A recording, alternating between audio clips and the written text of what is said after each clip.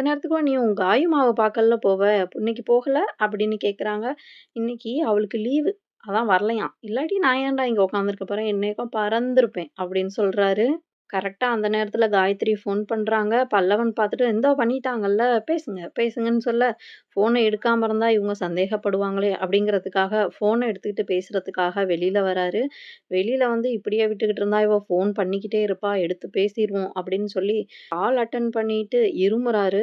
"எனக்கு உடம்பு சரியில்ல, ரொம்ப காய்ச்சல், ஃபீவரா இருக்கு" அப்படின்னு சொல்றாரு. பதறி போன காயத்ரி, "ஐயய்யோ! என்னாச்சு? அதனால தான் நேத்து பாதியிலே போயிட்டீங்களா? சாரி அத கூட நான் கவனிக்கல பாருங்களேன். என் மேல தான் தப்பு. மன்னிச்சிருங்கன்னு" அந்த பொண்ணு பேசிக்கிட்டே போகுது. ஐய்யய்யோ! இவ வேற இப்ப கூட விடமாட்டாளாட்டுக்கே அப்படின்னு சொல்லிட்டு, "அதெல்லாம் ஒரு பிரச்சனையும் இல்ல. நான் கொஞ்ச நேரம் ரெஸ்ட் எடுக்கட்டா?" அப்படின்னு கேட்குறாரு. "ஆமாமா, நீங்க போயிட்டு சாப்பிட்டு தூங்குங்க. நல்லா தூங்குங்க. உடம்பு சரியானதுக்கப்புறம் பண்ணுங்க" அப்படின்னு காயு சொல்றாங்க. சரி ஓகே அப்படின்னு சொல்லி வச்சுட்டு, அப்பாடா! கொஞ்ச நேரத்துக்கு நிம்மதியா இருக்கலாம் அப்படின்னு சொல்லி உள்ள போறாரு.